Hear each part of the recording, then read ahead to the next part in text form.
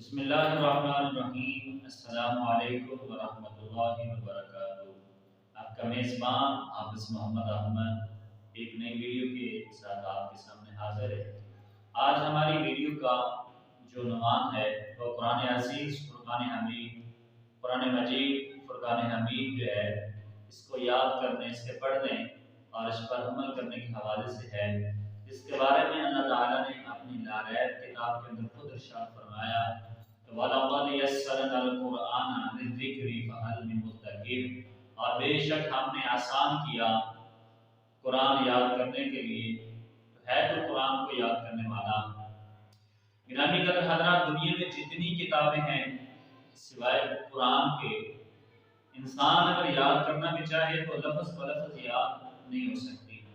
یہ قرآن مجید فرقان حمید کو ایک اعزاز حاصل ہے کہ حافظ جو ہوتا ہے وہ قرآن کو لفظ بلفظ اور زبر زیر کے حوالے سے اسے جو ہے وہ یاد کر سکتا ہے، کیونکہ اللہ نے فرما دیا ہے کہ ہم نے قرآن یاد کرنے والوں کے لیے آسان کر دیا ہے۔ کوئی ہے جو اس قرآن کو یاد کرنا چاہے؟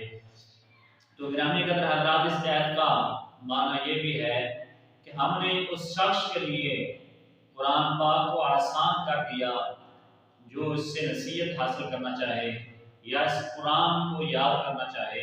اللہ فرماتا ہے جو آئے تو صحیح، اگر کوئی یاد کرنا چاہتا ہے ہم نے اس کے لیے بھی آسان کر دیا ہے۔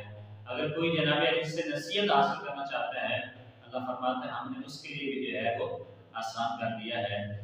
تو فرمایا کہ ایسا شخص جو قرآن سے نصیحت حاصل کرے اور ان تمام چیزوں کو چھوڑ دے جو اللہ تعالیٰ کو پسند نہیں ہے، فرمایا کہ اللہ کے بڑے نیک بندہ متقی پرہیزگار بن جاتا ہے۔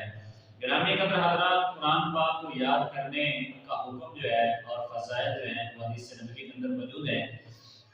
قرآن پاک کی ایک آیت حفظ کرنا ہر مکلف مسلمان پر فرض عین ہے، یعنی ہر انسان مسلمان جو ہے اسے قرآن کی آیت کا جو ہے وہ ایک آیت اسے جو ہے وہ آنی چاہیے، یہ اس پر فرض عین ہے۔ اور پورا قرآن مجید جو ہے وہ حفظ کرنا یہ فرض کفایہ ہے۔ اور سورۃ فاتحہ اور ایک چھوٹی سورت یا اس کی مثل یا 3 چھوٹی آیات یا ایک بڑی آیات کو، ایک بڑی آیت کو حفظ کرنا یہ واجب ہے، یعنی قرآن کی ایک آیت کا یاد کرنا یہ فرض ہے، اور پھر جو ہے قرآن مجید کو حفظ کرنا یہ فرض کفایہ ہے۔ اور سورۃ فاتحہ یا ایک دوسری چھوٹی یا اس کے مثل 3 آیات ہوں یا ایک بڑی آیات جو چھوٹی 3 آیات کے برابر ہو، تو ان کو یاد کرنا یہ جناب علی واجب عین ہے۔ حدیث میں قرآن مجید کو یاد کرنے کے بہت سارے فضائل جو ہیں وہ بیان کیے گئے ہیں۔ ترغیب کے لیے میں یہاں آپ کے سامنے 2 حدیثوں کا ذکر کریں گے۔ نمبر 1، حضرت سیدنا علی المرتضی شیر خدا حیدر کرار رضی اللہ تعالی عنہ آپ فرماتے ہیں کہ نبی پاک صلی اللہ علیہ وآلہ وسلم نے ارشاد فرمایا کہ جس نے قرآن پڑھا یعنی قرآن یاد کیا، پھر ہے اس پر جو ہے عمل کیا، حلال کو حلال سمجھا، حرام کو حرام سمجھا، اس کے گھر والوں میں سے 10 ایسے شخص کے بارے میں اللہ تعالیٰ اس کی شفاعت قبول فرمائے گا جن پر جہنم واجب ہو چکی ہوگی۔ تو گرامی قدر حضرات، دیکھیں کہ اللہ تعالیٰ نے حافظ قرآن کو کس شان سے نوازا ہے کہ فرمایا کہ جو قرآن کو یاد کرے، پھر قرآن کو ہمیشہ تک یعنی جتنی دیر وہ دنیا میں زندہ ہے تب تک قرآن کو بھولے نہ، قرآن کو یاد رکھے۔ پھر فرمایا کہ قرآن پر عمل کرے، حلال کو حلال سمجھے، حرام کو حرام سمجھے، اللہ کی حدیں جو ہیں ان کو پار نہ کرے۔ حضور فرماتے ہیں کل بروز قیامت کے دن اس کے خاندان میں سے 10 افراد ایسے ہوں گے جن پر جہنم واجب ہو چکی ہوگی، حکم ہوگا کہ انہیں جہنم میں داخل کر دیں، لیکن اس حافظ قرآن کی برکت سے اللہ پاک فرمائے گا کہ میں نے حافظ قرآن کی برکت سے ان کی بخشش فرما دی ہے۔ تو حافظ قرآن اپنے خاندان کے لوگوں کی سفارش کرے گا۔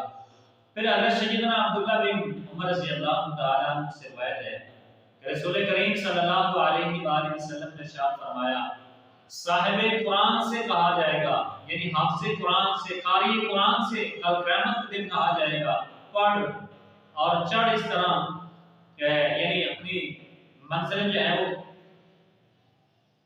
طے کرتا چلا جا۔